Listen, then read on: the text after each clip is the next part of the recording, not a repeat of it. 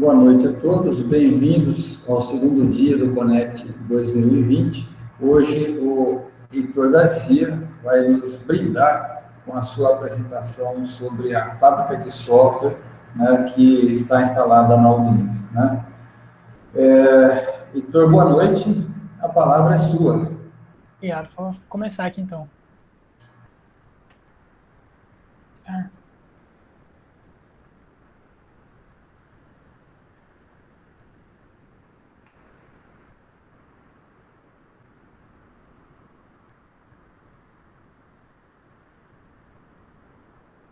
Aparecendo certinho aí, professor? Ainda não. Agora sim, tranquilo. Bom, primeiramente, boa noite a todos, né? Meu nome é Heitor, estou cursando atualmente o 10º semestre aqui pela Unilins de Engenharia de Computação. E estou aqui hoje para apresentar um pouco desse projeto da fábrica de software que foi iniciado esse ano aqui na Unilins mesmo, né? A gente está no prédio da Proesac ali, e esse projeto ele foi idealizado, né, pelo atual reitor José Queiroz e nosso vice-reitor Breno Ortega. Eles fizeram uma parceria com 2 empresas atualmente e nós iniciamos 2 projetos. Nós temos atualmente 4 estagiários participando. 3 estagiários estão desenvolvendo um aplicativo mobile utilizando o Ionic, o Angular, DeepStream.io, que DeepStream.io ele é um WebSocket, então ele faz a conexão do front-end com o back-end. E também estamos utilizando como banco de dados o RethinkDB, que ele é um banco de dados NoSQL, ou seja, ele é não relacional, né? Um banco de dados não relacional. NoSQL, ele basicamente ele guarda arquivos JSON, tudo no padrão JSON, que é o padrão mais utilizado na web. O outro projeto, ele é um site que possui um chatbot que tem inteligência artificial em Python. O site em si é desenvolvido em Angular 8 e PHP. E tem um estagiário atualmente trabalhando no site. O site ele também utiliza o Deepstream.io, e ele também utiliza o RethinkDB, o mesmo banco de dados não relacional. E a forma que nós estamos trabalhando atualmente, nós estamos usando o desenvolvimento ágil Scrum. Eu vou passar aqui para dar uma explicaçãozinha melhor. O desenvolvimento ágil Scrum, ele é basicamente dividido em sprints. Sprints, elas têm geralmente a duração de 1 mês. Antes de iniciarmos o desenvolvimento, é feita uma reunião, e nessa reunião você gera um Product Backlog, que ele contém todas as atividades que vão ser desenvolvidas naquele projeto. Todas as funcionalidades que vão ser adicionadas, mudanças visuais e etc. Esse Product Backlog ele pode ser atualizado a qualquer momento, né, dependendo de novas necessidades ou alguma exclusão, adição, ele pode ser alterado a qualquer momento. Eu vou passar aqui um pouco. Esse seria, na imagem para vocês, o ciclo normal do desenvolvimento ágil Scrum. Então, a partir do Product Backlog, nós criamos o Sprint Backlog, e o coordenador ele seleciona as atividades que vão ser executadas na primeira sprint. Geralmente ela tem a duração de 1 mês, mas isso pode variar dependendo do projeto, né? Dependendo das dificuldades avaliadas, esse tempo varia. Mas a partir dessas atividades no Sprint Backlog, você faz a divisão nos grupos que estão trabalhando. Pode ser grupos de mais de uma pessoa ou grupos de uma pessoa, né? Depende da quantidade de pessoas no seu time. Antes de executarmos a sprint, nós fazemos o planning, que é exatamente essa divisão das atividades. Quem vai fazer qual atividade e como essa atividade vai ser executada e o tempo, né, que é algo muito importante. Nós sempre temos um tempo para executar essa atividade. No mercado de trabalho, é muito cobrado, né? Prazo é uma questão muito importante. Então, esse é algo muito, muito desejado, que você tenha uma ideia de quanto tempo você vai levar para executar certa atividade. Isso é algo muito importante nós aprendermos aqui ainda, principalmente, né, enquanto estamos estudando. Porque nós vamos ser cobrados a partir do primeiro dia no desenvolvimento, né, no mercado de trabalho. Diariamente, quando você está nesse ciclo da sprint, é executada uma pequena reunião, né, geralmente é feita de manhã, é uma reunião pequena para você compartilhar conhecimento. Por exemplo, vocês estão desenvolvendo coisas parecidas, né, na mesma linguagem, para a mesma aplicação, você acha algum erro que foi algum erro crítico, algum erro até mesmo simples, só que ele pode acarretar alguns problemas. Então nós fazemos essa reunião para sempre termos esse compartilhamento de conhecimento para todo mundo estar um pouco a par do que aconteceu, do porquê esse erro aconteceu, como ele foi solucionado, e todo mundo ter esse conhecimento, para que, no caso, alguém que está executando a terceira atividade encontre esse erro que já foi encontrado na primeira, ele não tenha problema em solucionar. Ao final dessa sprint, a gente realiza uma revisão dela, certo? É feita uma revisão para testar os códigos, ver se o objetivo foi atendido, né, se foi cumprida a meta da atividade, e se estiver tudo ok, se ele passar dessa parte, nós mandamos o produto para uma lista similar ao backlog, ao product backlog, com as atividades concluídas. E a partir disso, nós iniciamos o planejamento da nova sprint, que vai seguir o mesmo modelo. Esse aqui é um exemplo de uma sprint. É uma sprint que ela separaria de onde aquela prioridade, onde ela se relaciona, né? Nesse caso geral, seria correções de bugs. Correções de bugs tem no sistema inteiro, a aplicação inteira tem uma correção de bug. Conta que seria realizar conexão com o servidor utilizando Socket.io, eu usei isso apenas como exemplo, né? Nós utilizamos o deepstream.io lá. E é uma parte de um mapa, que você pode querer adicionar um mapa. Então, essas seriam as atividades que você buscou do Project Backlog, que elas deveriam ser adicionadas no projeto. Então, você cria as sprints e você determina qual grupo ou qual pessoa vai executar cada atividade. E temos os prazos, né? Quando foi iniciado e o término, para ter um controle de tempo. Agora, entrando na parte de controle de versão. Para controle de versão no projeto, nós estamos utilizando o Git. O Git ele é um sistema de controle de versão de código aberto e totalmente gratuito. Ele tem uma diferença dos sistemas de controle de versão antigos, que são os sistemas de controle de versão antigos, como SVN ou CVS, que já estão até, alguns deles acho que já estão até extintos, né? Porque o Git praticamente dominou o mercado. Eles guardavam os arquivos e cada mudança feita em um arquivo era guardada também.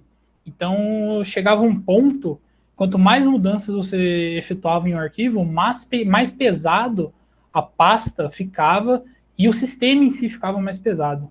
Então, por causa disso, o Git ele adotou o método de snapshot, porque a snapshot ela pega o sistema e ela tira uma imagem de como ele está naquele instante. Ela meio que tira como se fosse uma foto mesmo. Ela salva como ele está naquele instante. E a partir disso, você pode modificar os arquivos. E se você modifica os arquivos e você faz um staging, que a gente chama de staging, que é um dos estados do Git, e você dá um commit, ele vai criar um novo snapshot. Criando um novo snapshot, ele só altera os arquivos que foram modificados.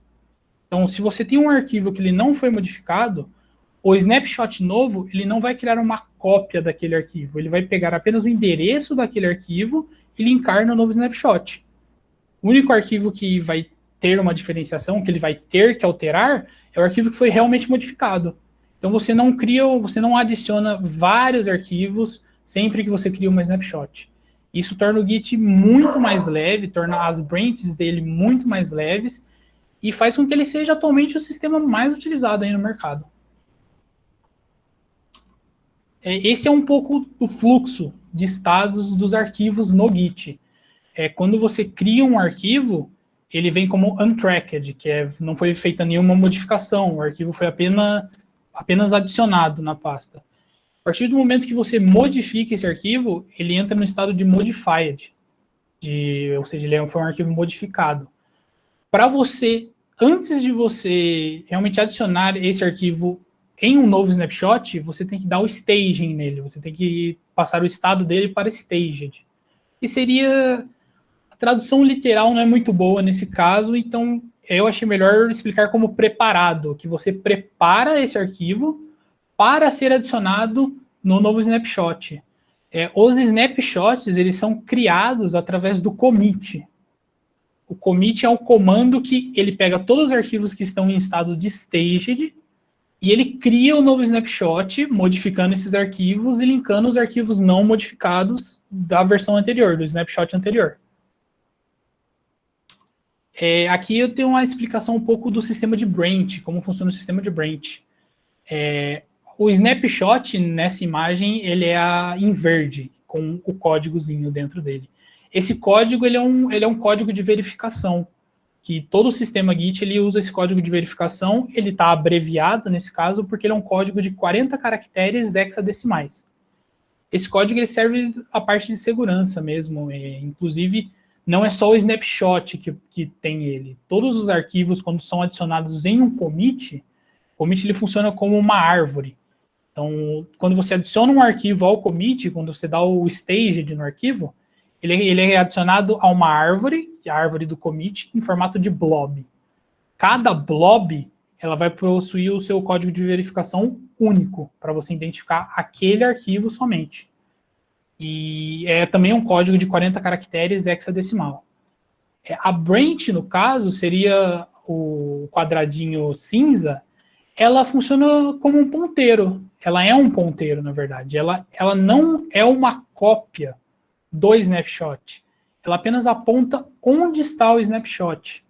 Eu vou explicar um pouquinho o ponteiro, porque eu não sei exatamente em que momento do curso está todo mundo, né? Mas se você ainda não viu o ponteiro, a forma mais simples que eu achei para explicar, para exemplificar, é o próprio atalho do Windows. Quando você cria um atalho do Windows de uma pasta, ele não é uma cópia daquela pasta. Ele apenas redireciona você para aquela pasta porque ele guarda o endereço onde a pasta está armazenada. Funciona da mesma forma da branch. Ela apenas guarda onde o snapshot está armazenado. Qual o código de verificação daquele snapshot, onde ele está. Para você conseguir chamar o snapshot de qualquer branch. Seguindo as branches, eu vou explicar um pouco a navegação entre branches. A navegação entre branches ela é feita através de um ponteiro também. O ponteiro head, ele funciona da mesma forma que a branch, só que em vez de apontar para o snapshot, ele aponta para a branch. Então, movendo o ponteiro head, você move qual branch você está trabalhando dentro do sistema Git. As formas de mover esse ponteiro, nós temos o Git switch. O Git switch ele não funciona se você tiver arquivos modificados que não sofreram o commit ainda. Então, se você tiver arquivos modificados sem o staged, sem ter feito o commit, você não consegue usar o switch. Ele não vai permitir. Você tem que ou dar o stage e fazer o commit, ou descartar as mudanças. Você tem que limpar todo o trabalho que foi feito, né, antes de você mover de branch, utilizando o switch. Outra forma de você mover entre branches é utilizando o git checkout. O checkout ele é muito utilizado para quando você está numa branch, você tem o trabalho que você foi feito, mas você quer manter a branch daquele jeito sem os commits que você não efetuou ainda, que você vai efetuar. Então você utiliza o git checkout para você sair dessa branch, criando uma branch nova e mantendo o trabalho, todos os arquivos que foram modificados, mas não estão estagiados ainda. Então você meio que leva a área de trabalho que você estava usando naquele momento para outra branch. Aí na outra branch você pode escolher fazer o staging, modificar, tirar o arquivo. A branch ela é exatamente para isso, para você tem uma liberdade de quando você trocou de branch, você fazer qualquer coisa ali, deletar tudo e simplesmente voltar para a branch anterior depois, fazer apenas um teste. É a principal vantagem do Git. Aqui eu tenho alguns exemplos de comandos na Bash, que a Bash é onde nós executamos todos os comandos do Git. A Bash ela é um sistema de interpretação de código, que ele segue a norma POSIX, que é a norma de interface É a norma de interface entre sistemas. Ele é muito utilizado nos sistemas Unix. Então, você consegue utilizar o Bash, ele é o sistema de interpretação de códigos padrão do Linux e do macOS. No Windows, é possível utilizar a Bash, mas você tem que fazer a instalação dela. Ela não vem desde sempre. O padrão do Windows é realmente o prompt de comando. Eu separei alguns comandos que são os comandos que você mais utiliza, geralmente. O git init, e ele cria um repositório Git a partir da pasta que você está dando o comando atualmente. Por exemplo, se você criou uma pasta e você quer iniciar um repositório vazio naquela pasta, você primeiro precisa passar o caminho da pasta no bash. Aí o bash, todos os comandos que forem executados no bash vão ser executados apenas naquela pasta. Você dá um git init e ele cria um repositório Git normal naquela pasta. Outro muito utilizado é o git clone. O git clone, nós utilizamos eles para clonar um repositório que está armazenado remotamente. Hoje em dia, acho que todo mundo conhece, já utilizou um pouco. Basicamente, o GitHub é o mais utilizado. Então, para você pegar um repositório completo que está no GitHub, você utiliza o git clone. O repositório, inclusive, se você usar apenas o git clone, ele clona o repositório inteiro, incluindo as branches. Então, ele não pega somente a branch master, que é a branch principal que aparece no GitHub. Ele clona todas as branches. Então, para você clonar uma branch específica, você tem que adicionar um argumento. Você coloca -b, o nome da branch, aí depois o link do repositório. É a forma como você clona uma branch específica dentro de um repositório. O git add, ele serve para você estagiar os arquivos. Então, por exemplo, você tem 3 arquivos modificados. Você quer estagiar apenas o primeiro, você usa o git add e você passa o endereço do arquivo que você quer estagiar no git add. E ele faz o stage do arquivo, preparando para o próximo commit. O git commit, ele vai executar o commit, fazendo a criação de um novo snapshot a partir dos arquivos que foram estagiados, que estão em estado de staged. Então, quando você executa o commit, você também tem que passar uma mensagem para ele. Essa é uma mensagem somente para identificação. Ela não tem nenhuma função extra. É somente para você identificar. Por exemplo, você pode colocar a data, um resumo do que foi modificado, somente para você ter uma navegação mais fácil, né? A partir dos commits. O git status, ele vai te listar quais arquivos estão em staged, quais arquivos estão em unstaged, ou só modified, e quais estão em untracked. Untracked é quando você apenas inicia o arquivo, não executou nada nele, não fez nenhuma modificação, ele só foi criado. O git branch, ele vai te listar todas as branches que estão naquele repositório. Você pode adicionar um argumento depois do git branch com um nome qualquer, por exemplo, branch 2. Ele vai criar essa branch que você passou como argumento. Ele já vai também alterar o head para essa branch criada. Então, você vai passar a fazer qualquer coisa que você fizer depois desse comando, vai ser na branch nova. O git checkout foi o que eu comentei anteriormente, que ele modifica o head e você pode passar também para ele um argumento para ele criar uma nova branch quando você modifica o head. Você pode utilizar ele sem o novo argumento, ele vai funcionar parecido com o switch, só que alguns arquivos ele ainda leva da área de trabalho para a próxima branch. Então não é o ideal, pode gerar algum conflito. O ideal é você utilizar o switch. O git branch ele geralmente é mais utilizado quando você quer fazer a criação de uma nova branch, mantendo o que você não deu o commit ainda, o que não foi commitado ainda. O git merge e o argumento de branch, ele vai fazer o merge da branch que você passou com o argumento na branch atual qual você rodou o comando. Então, ele vai pegar a branch remota ou local e vai executar o merge nas duas. Ele indica também se existem conflitos quando o merge foi executado. Por exemplo, você pode ter 2 pessoas modificando o mesmo arquivo, pode ter diferenças de de arquivos modificados na mesma linha, que foram, um adicionou, mas o outro também adicionou naquela mesma linha. Esses são conflitos muito comuns que podem acontecer, e ele indica, ele seleciona, ele pede para você selecionar se você quer manter apenas o que está vindo, ou seja, o que está vindo da branch que você pediu para ele dar o merge na sua atual, ou se você quer manter apenas o código que você está enviando, ou você pode manter os dois também. É uma forma de resolver, de solucionar conflitos que ele tem. Git Remote Add, ele serve para você adicionar um repositório, um repositório remoto, né? Repositório remoto, geralmente, utilizamos o GitHub. Você pode passar o argumento de nome para ele. Esse argumento de nome, ele pode ser usado mais para frente em outros comandos que utilizam o repositório, que utilizariam uma URL. Você pode usar apenas o nome, para não ficar passando a URL a todo momento. E a URL é a URL realmente de onde está o seu repositório remoto. Seria uma URL do GitHub ou Bitbucket, aí vai da preferência de cada um.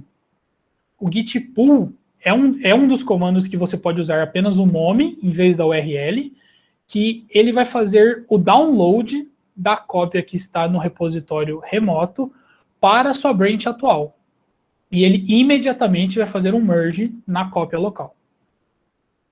O Git Push, ele vai fazer o upload dos seus arquivos locais, com os novos commits que você executou, para o repositório remoto. Você não consegue executar tanto o pull quanto o push se você não tiver limpado, né, o seu trabalho. Se ainda tiver arquivos que estão como modified, você não consegue executar nem o pull nem o push. Você tem que estagiar e fazer o commit ou descartar as mudanças daqueles arquivos antes de executar esses dois comandos. Agora, eu gostaria de entrar um pouco no framework Angular, que nós estamos utilizando para o desenvolvimento tanto web quanto mobile, né, no projeto. Ele é um framework, ele é escrito em TypeScript. O TypeScript ele é um superset de JavaScript.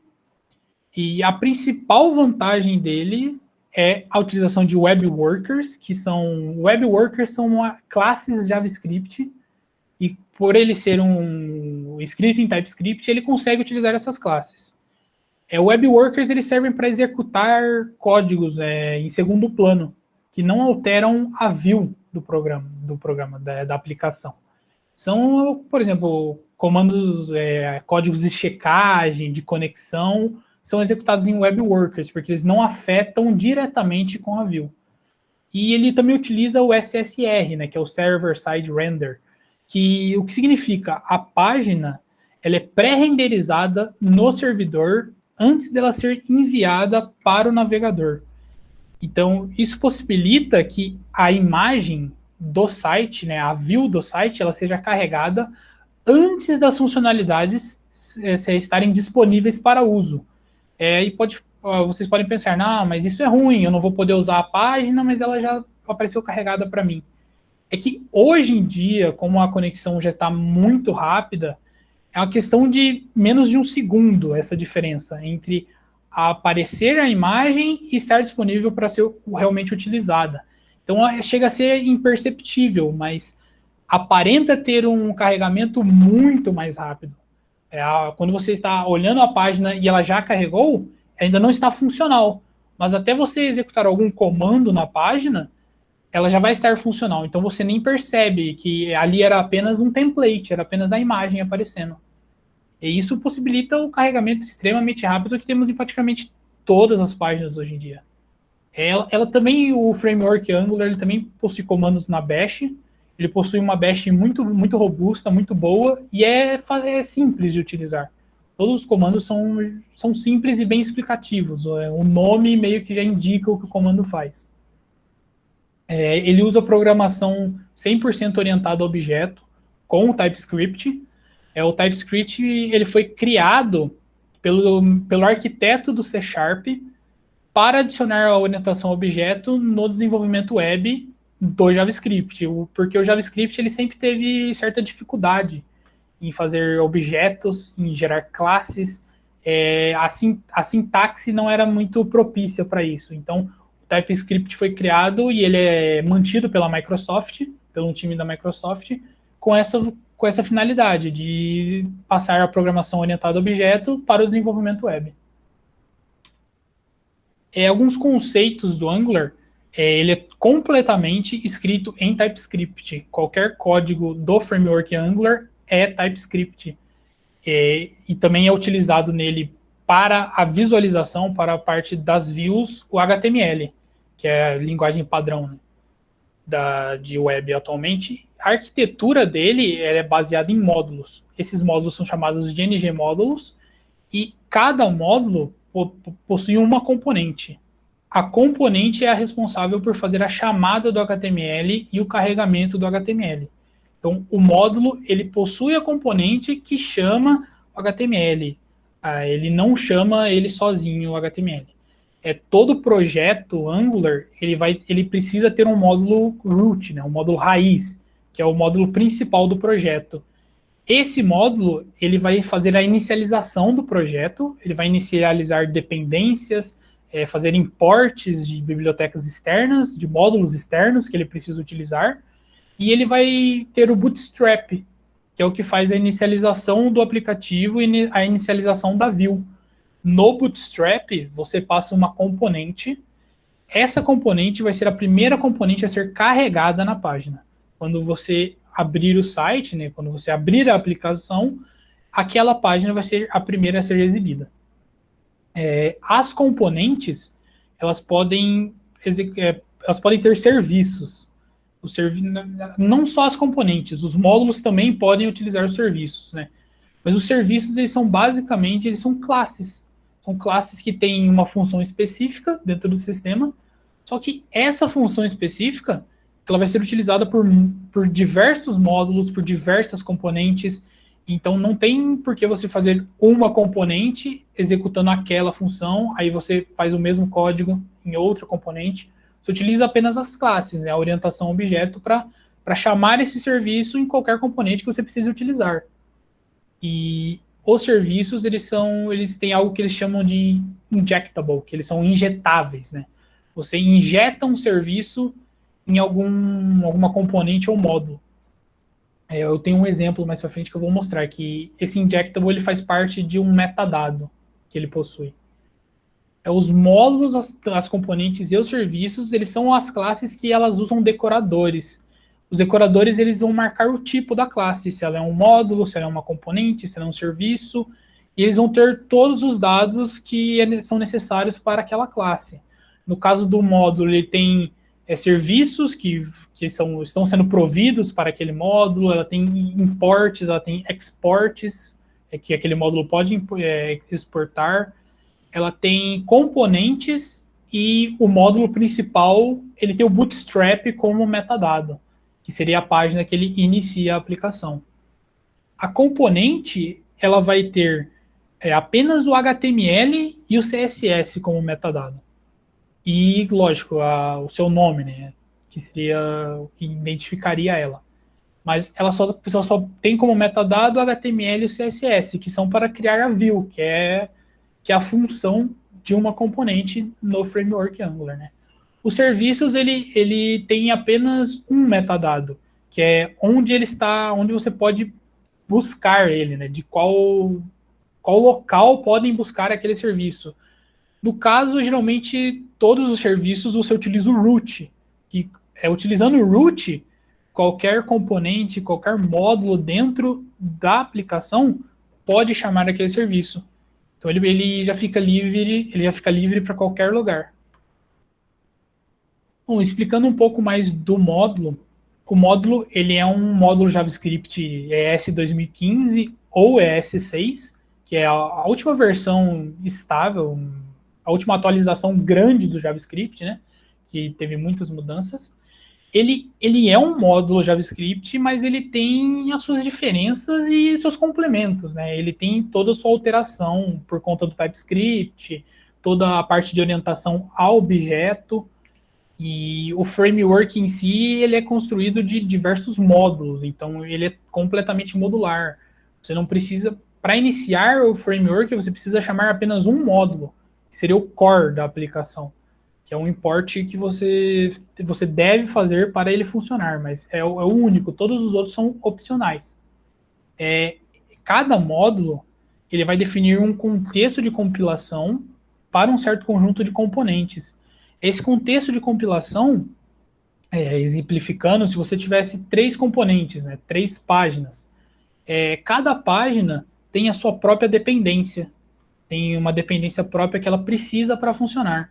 Então, esse contexto de compilação, ele vai indicar para o módulo o que é aquilo, né, se ele é uma componente, e quais as dependências que precisam ser compiladas e executadas antes de você executar a componente em si, para que ela funcione perfeitamente. Isso cria um fluxo de trabalho do Angular muito eficiente e possibilita diversas utilizações, como o lazy loading, por exemplo, que você não precisa carregar todas as páginas. Através desse contexto de compilação, ele sabe quais recursos devem ser carregados para qual página está sendo chamada. Se você está chamando a página 1, você carrega apenas os recursos da página 1. Então, cada página é carregada separadamente. Elas não são carregadas todas quando você abre a aplicação. E isso é uma técnica que era utilizada antigamente, né, que a aplicação inteira era carregada. E por isso também era um dos motivos que era mais lento. Os sites eram lentos antigamente. Como todos os módulos dele podem ser utilizados por outros módulos. Então, por exemplo, você tem um módulo que ele gerencia todos os dados do banco do seu sistema, todos os dados que estão vindo do banco, né, toda a conexão do banco. Você pode utilizar esse módulo, você pode injetar esse módulo em outro módulo, você pode utilizar as funcionalidades desse módulo em qualquer outro módulo. Eles funcionam exatamente como as classes funcionam, né? Eles são uma classe um pouco com certos metadados que diferenciam, mas basicamente eles são classes. Então você pode chamar a classe, você pode criar você cria um novo módulo, né? Porque por ele ser uma classe, você instancia um objeto, se você chama um módulo dentro de outro módulo. E o framework Angular, ele te auxilia muito na questão da organização. O projeto ele é muito organizado. Por exemplo, uma página ela vai conter um módulo, uma componente, o HTML, o CSS e um módulo de rotas, que as rotas são, por exemplo, você tem, exemplo, www.google/tab1. Isso seria uma rota, né? Então, cada rota, cada módulo possui um módulo específico somente para controlar essas rotas, para qual rota pode chamar a componente, e, por exemplo, se a página está sendo chamada de uma rota específica, você pode executar um código específico. Por exemplo, a página está sendo chamada da tab 1, mas ele está vindo depois da tab 1 com barra alguma coisa, é parecido com PHP, você pode passar um barra cadastro.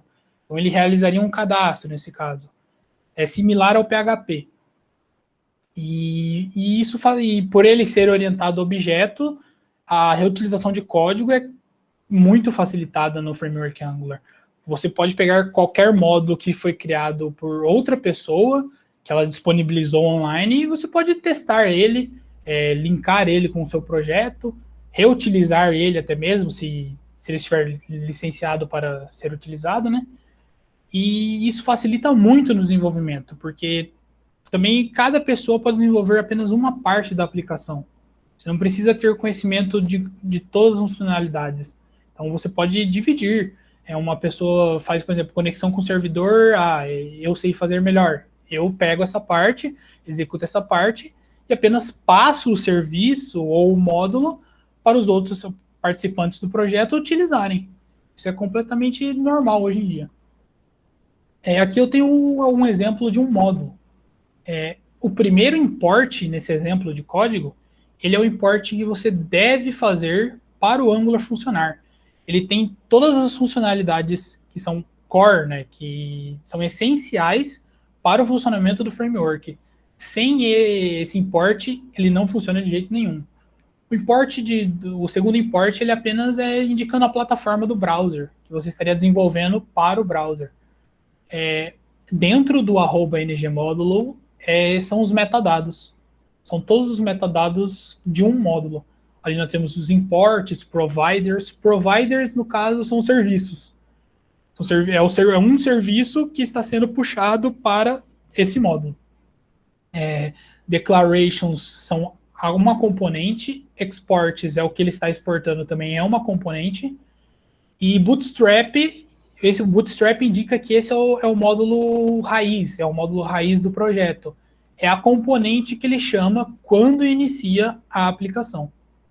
E fora isso, nós temos o Export Class, que dentro do Export Class você pode escrever códigos TypeScript.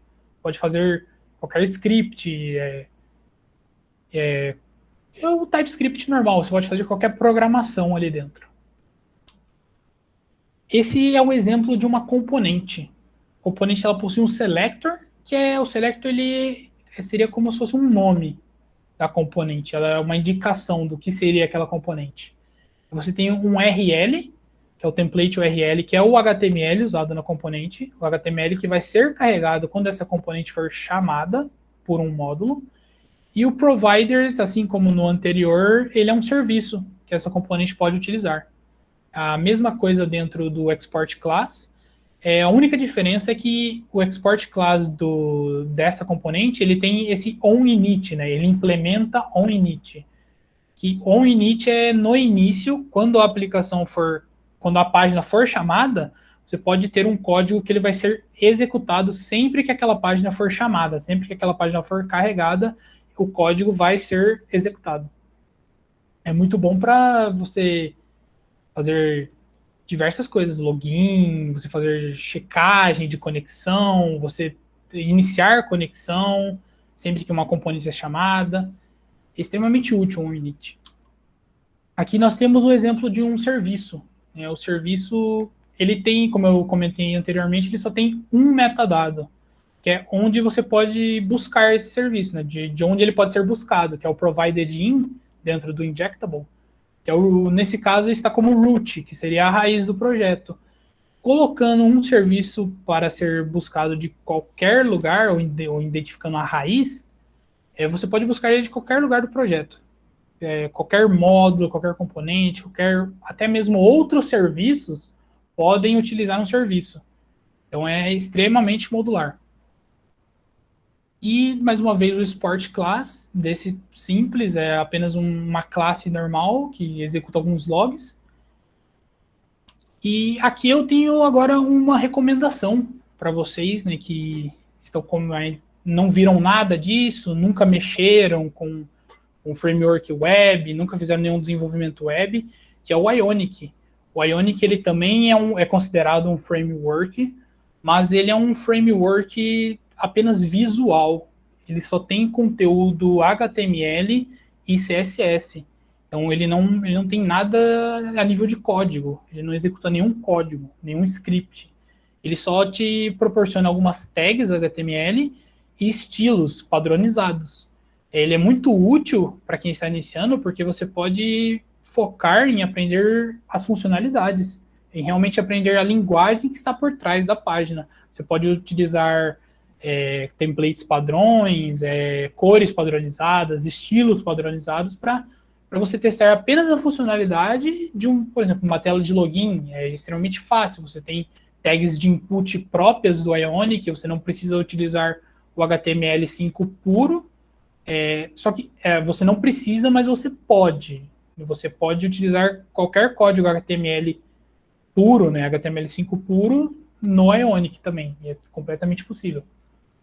Você pode fazer divs, inputs normais, botões normais, mas praticamente toda a tag do HTML5, o Ionic ele possui sua tag própria, que já tem seus estilos próprios, né? Aplicam seu CSS próprio. Então ele facilita muito nessa parte do desenvolvimento da view mesmo, para te dar uma view mais padronizada, simples, né? De certa forma é simples, mas você pode modificar da forma que você quiser. Ele ainda continua sendo um HTML, então qualquer CSS é aplicável. Mas uma outra vantagem dele é o port para o mobile. O port para o mobile, se você faz com o Ionic, ele é muito mais fácil do que se você faz com HTML5. Porque o Ionic ele já é preparado para, ele tem estilos diferentes para cada sistema. Então ele sabe qual sistema está sendo executado, aquela página, aquela view, e ele aplica estilos diferentes para cada sistema, né? Então, tipo, no Android ele vai aplicar um estilo, no iOS ele vai aplicar outro estilo, e isso facilita muito o port realmente para o mobile. Se você utilizar o HTML5, ele é possível, ele é completamente possível, mas a view, ela vai se quebrar muito, e você vai ter que adicionar todas essas checagens de onde está o sistema para cada componente manualmente. Então isso demanda um tempo que muitas vezes é desnecessário.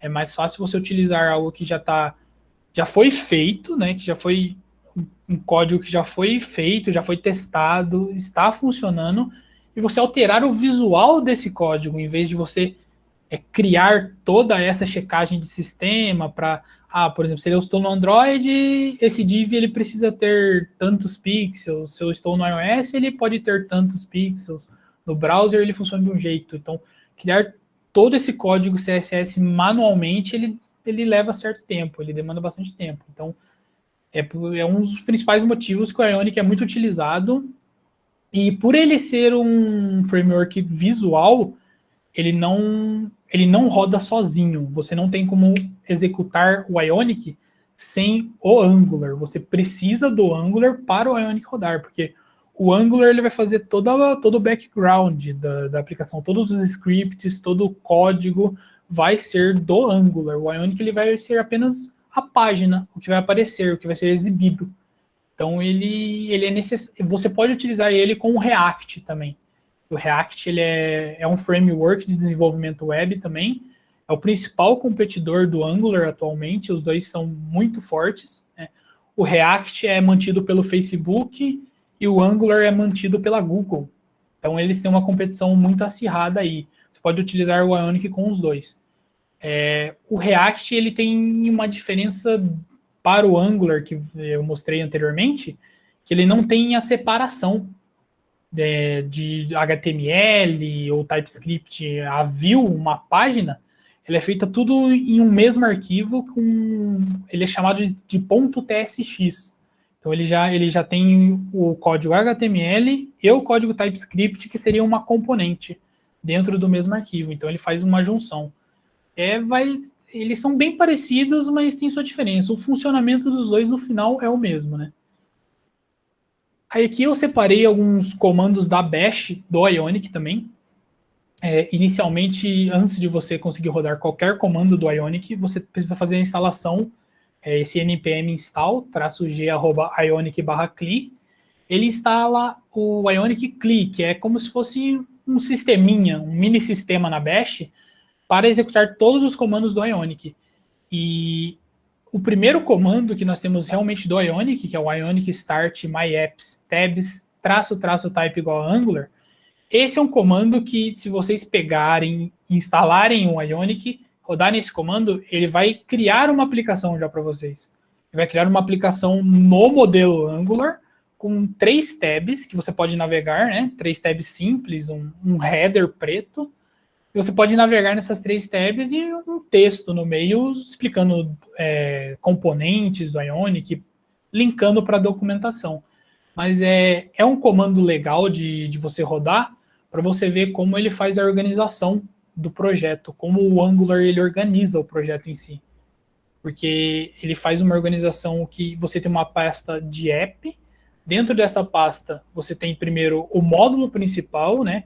O módulo de rotas do módulo principal, e você tem alguns serviços que faz nessa pasta também. Então, as páginas em si, elas ficam separadas, cada uma tem a sua própria pasta, com a componente, módulo, HTML e CSS.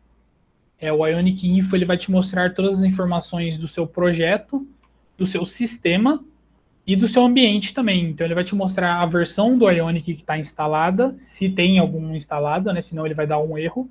Ele não vai deixar você rodar. Ele vai te mostrar a versão do Angular que foi instalada a partir do npm install, né? Porque quando você dá o npm install do Ionic, ele automaticamente instala o Angular, porque o Angular é uma dependência do Ionic. E porque eu falei, como eu expliquei anteriormente, é impossível você usar o Ionic sem o Angular. E, se eu não me engano, atualmente a versão, quando você instala o Ionic, ele vem na versão 10.0.8 do Angular.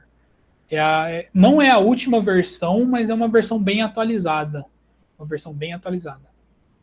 O Ionic Build, ele vai criar a pasta de Web Assets do projeto, e ele vai preparar a aplicação para você fazer o build dela em qualquer plataforma. Então, o Web Assets, ele vai pegar o seu app, a sua aplicação em si, ele vai gerar uma outra pasta contendo aqueles arquivos, que vai ser preparada para os compiladores nativos do Ionic. O que seriam esses compiladores nativos, né? O Ionic tem atualmente 2 compiladores nativos, que são o Capacitor e o Cordova. Eles, basicamente, a função deles é pegar todo o código desenvolvido para a web e transformar em código nativo Java ou Swift, dependendo da plataforma que você escolha, né? O Java no caso do Android e o Swift no caso do iOS. E ele tem uma certa diferença entre o Cordova e o Capacitor, mas o Capacitor ele foi criado pela própria equipe do Ionic, ele é mais novo, mas você pode utilizar os módulos do Cordova no Capacitor. Então, futuramente, provavelmente, ele vai ser completamente substituído. Mas, no momento, eles ainda estão andando juntos. Nas versões atuais, o Capacitor e o Cordova, eles têm disponibilidade de até a API 29 do Android, que seria o Android 10. Então, você pode desenvolver até para o Android 10.0. E do iOS, se eu não me engano, a última disponibilidade é da 13.16. Não me lembro se é a última versão do iOS, mas é uma versão bem próxima da última versão. Então, você consegue criar para qualquer dispositivo Android ou iOS uma aplicação utilizando o Ionic com o Angular. O Ionic Generate, ele é um comando que ele vai realmente criar. Ele pode criar um serviço, ele pode criar um módulo, ele pode criar uma página, ele pode criar um web worker, que eu comentei anteriormente. Então, para que serve isso? Porque você também pode você mesmo criar. Você pode simplesmente ir lá, criar uma nova file e renomear ela como Ionic módulo.ts. E vai funcionar, é normal. Mas o Generate, ele segue um padrão, ele segue uma padronização na pasta. Então, ele vai criar o arquivo onde aquele arquivo deveria ser criado, né? Não é onde geralmente ele é criado, onde é uma boa organização vai se manter. Então, se você criar uma página, ele não vai criar essa página direto na pasta app. Ele vai criar na página separada na pasta separada das páginas, ele vai criar uma nova pasta contendo o módulo, o HTML, o CSS e a componente dessa página. Mesma coisa dos serviços e dos módulos. Ele cria onde eles deveriam realmente estar, né? Onde eles são bem organizados. O Ionic Serve, ele serve para a gente iniciarmos um servidor local, que seria o localhost mesmo, né? Onde a gente consegue testar tanto a nossa view, como a view vai ser renderizada, e o código TypeScript. Então você consegue fazer todo o debugging, todo o teste direto da sua máquina local, sem precisar botar o site online, né? Online em si. Mas uma vantagem das últimas versões do Ionic e do Angular é que se você está utilizando um editor de texto, está modificando o seu código a partir do editor, no momento que você salva o seu código, esse servidor ele já é atualizado, ele já compila o código novo e ele já atualiza. Então, isso torna o fluxo de trabalho muito rápido e facilita muito a nossa vida, porque você faz uma mudança, você já tem um feedback instantâneo, praticamente, de como ficou a página. Então, isso é muito bom para mexer visual, testar código, ver se o código está crashando em algum momento, né? Testar conexão, rota de página. Tudo isso é feito por esse servidor local. É possível também nos navegadores atuais, utilizando geralmente o F12, o atalho para abrir as opções de desenvolvedor, é possível você ter uma ideia de como ele vai ficar em dispositivos mobile, né? Ele muda a tela, ele faz uma tela retangular para você ter uma ideia, mas ele não é 100%, não é como está aparecendo lá que realmente vai ser no dispositivo mobile. Pode ter alguma diferença que você precise modificar. O Ionic Integrations, ele é o comando que ele habilita o Cordova ou o capacitor no projeto. Então você escolhe qual você quer utilizar, utilizando esse comando para ativar ou desativar, né? Instalar ou desinstalar um ou outro. O Ionic Doctor, por fim, ele é um comando que ele vai executar um check-up em toda a sua pasta. Ele vai checar se tem alguma dependência que foi removida, mas que ainda mantém algum arquivo temporário que está na pasta, algum erro, ele vai te avisar warnings, que você pode estar cometendo alguma coisa que não é necessariamente um erro, mas que não é o ideal. Entendeu? Ele vai te avisar tudo isso que você pode fazer a correção, alterar. É um arquivo muito útil e muito bom de sempre você estar utilizando para ver como está a saúde realmente da sua pasta, do seu projeto. Que por fim eu queria passar para vocês, né, alguns links. Eu vou ver se eu mando eles no chat depois, né, para ficar mais fácil, mas esses são alguns links que seriam necessários se vocês quiserem iniciar, testar alguma coisa, brincar um pouco com o framework do Angular, né. Inicialmente nós temos ali o link do Node.js. O Node.js, ele é basicamente o JavaScript de back-end, né. O JavaScript que é executado como back-end. E ele é muito similar ao Python. Ele tem até um console que você pode rodar linhas de comando. Ele é um pouco similar ao Python. Não sei se alguém já teve alguma experiência com Python. Ele não tem a questão da indentação, né? Mas ele é similar. A última versão do Node que nós temos é a versão 15, mas não recomendo que vocês façam o download da 15. Baixem ou a versão 12 ou a versão 14, que são as versões que estão em suporte de longo termo, né? Long term support, que eles chamam, que essas duas ainda estão ativas, em desenvolvimento, e elas vão ter manutenção até 2024, no caso do 12, e acho que 2026 do 14. Então, elas vão ficar aí por bastante tempo. Temos o link ali do Git, tem a documentação do Git, tem todos os comandos possíveis do Git, tem um livro de início de como você inicia seus trabalhos no Git, né, que pessoal, alguém quiser dar uma olhada, é interessante. Temos o Git for Windows, a questão da instalação, ele instala já o Git e a Bash no Windows. Então, se você fizer a instalação do Git for Windows, você já vai conseguir usar a Bash também, conseguir rodar todos os comandos utilizando ele. Tem o link do Angular.io/docs, que são toda a documentação do Angular. Tem alguns tutoriais de iniciação também, de como iniciar um aplicativo, de como começar, para boas práticas. Temos ali o link do Ionic Framework. Esse é um link que já deu um tutorial específico para você fazer o seu primeiro aplicativo do Ionic. Né? Ele ensina você tanto a criar o aplicativo no Dev Server, tanto como você fazer o build para as versões nativas de iOS ou Android.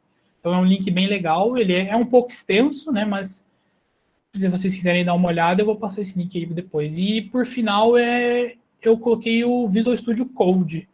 Eu acredito que quase todo mundo já deve conhecer, né, é o editor de texto de código mais utilizado atualmente, mas eu achei bom passar. Para quem não conhece, o Visual Studio ele tem diversas funcionalidades, ele tem diversos plugins que você pode instalar, tem diversos snippets para Angular mesmo, e snippets eles são códigos prontos, né? Códigos, tipo, alguém já desenvolveu algo parecido, ele lança um snippet, você pode baixar esse snippet e ele faz, quando você está fazendo o código, ele complementa o seu código já, automaticamente. É parecido com a funcionalidade do Java, não sei se alguém já programou em Java, mas é bem parecido, essa questão do snippet. E o que eu preparei para vocês hoje foi isso, né? Queria agradecer bastante a oportunidade que eu tive do professor Santana, da própria faculdade que me ofereceu fazer essa palestra. E espero que eu agradecer a presença de todos aqui, e espero que eu tenha conseguido passar um pouco sobre o framework para vocês, sobre a fábrica de software, de como nós estamos trabalhando lá, e despertar um pouco o interesse nessa área de todo mundo. Professor, eu posso passar esse link no chat para o pessoal? Alô? Oi, professor. Opa, Heitor, nós que agradecemos, aí sua palestra foi ótima, né? Então, a professora Giovana queria participar também. Giovana, a palavra é sua. E aquilo que eu te falei, né? Se eu falhar aqui, a minha recepção aqui do Heitor, ela fica falhando. Eu tenho.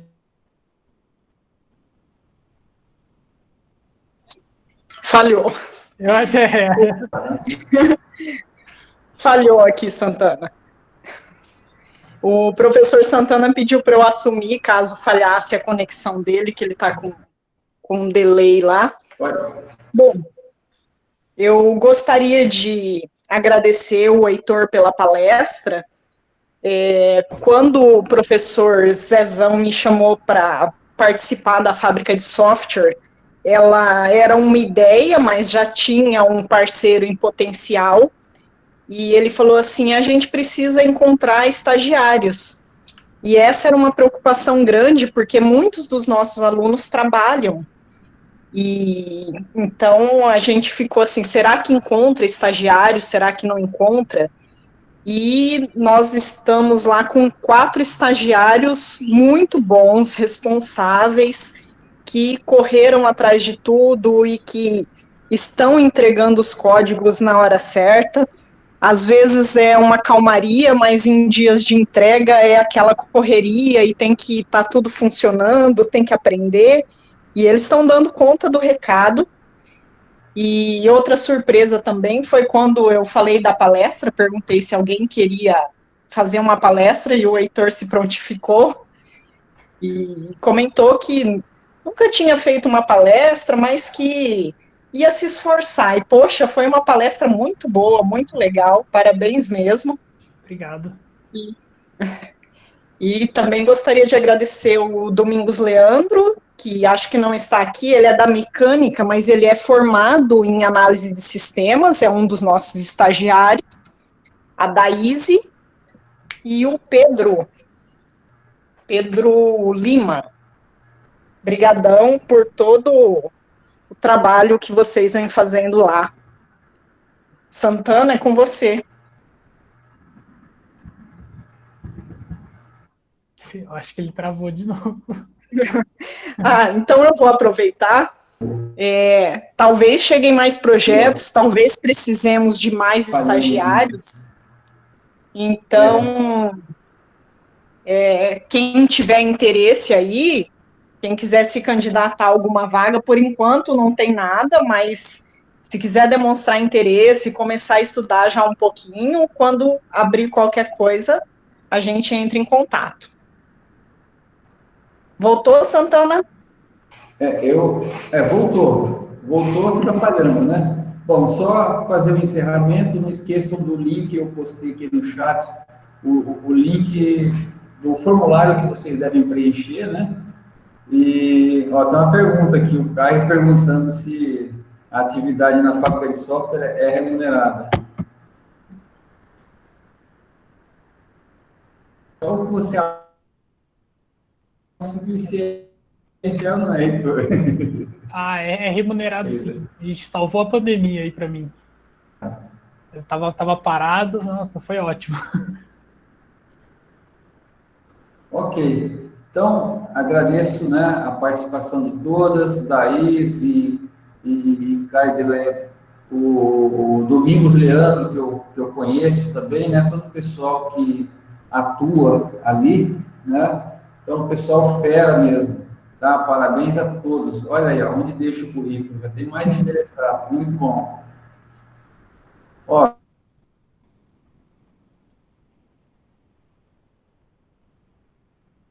muito. Eu um linguagens antigas, né? Eu estou participando aí do evento, estou vendo que tem um monte de coisa para eu aprender, inclusive, né? Eu tenho essa humildade de reconhecer, né, que as coisas estão indo muito rapidamente, né? E que quem fica parado, foi o que o Alexandre Penasso falou ontem, né? Ele disse que ele dedica 1 hora por dia os assuntos. Se você não, né? O evento foi gravado, né? Vai ficar no meu Google Drive, como ficam as aulas que a gente tem ministrado. E assim que o Google processar o arquivo de vídeo, ele fica à disposição de vocês automaticamente, né? Vai ficar lá você entra na aba do Google Drive, né? E lá vai ter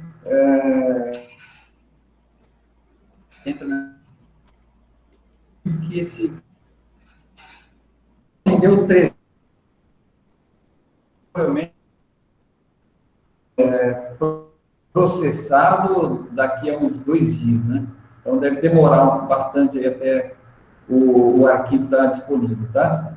Então um abraço a todos e vou encerrando por aqui. Um abraço, professor. Muito obrigado. Eu que agradeço. Tchau, tchau. Tchau, tchau.